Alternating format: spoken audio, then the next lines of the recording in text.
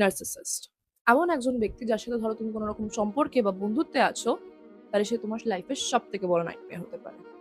ধরে নাও এরকম কোনো ব্যক্তির জন্য তুমি তোমার লাইফের সব থেকে বাজে সিচুয়েশন দিয়ে যাচ্ছ because of their self obsession, their manipulation skills, their victim card playing skills, or their behavioral pattern.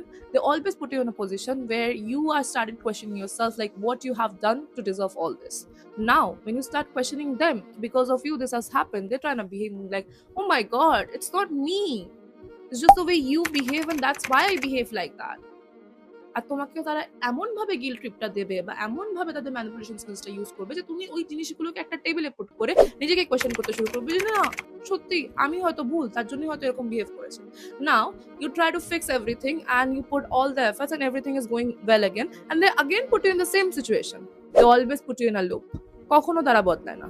আর যখনই তুমি এদেরকে ছেড়ে যাওয়ার চেষ্টা করবে তারা এমন বিহেভ করবে যেন তুমি তাদের লাইফের সব থেকে বড় ভালো পার্ট আর তোমাকে ছাড়া তাদের চলে না। অ্যাকচুয়ালি না। তোমার দেওয়া বেনিফিটস গুলো বা তোমার ভালো মানুষের ফায়দা লুটে তারা যেই জিনিসগুলোকে নিচ্ছে সেগুলো তারা কখনোই ছেড়ে যেতে চায় না। তারা শুধু মানুষকে সিঁড়ি বানিয়ে ইউজ করতে পারে আর তার জন্য তারা সবকিছু করতে পারে।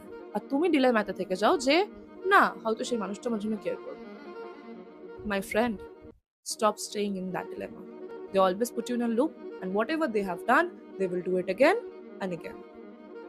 Start questioning about your life choices and please stay away from those people.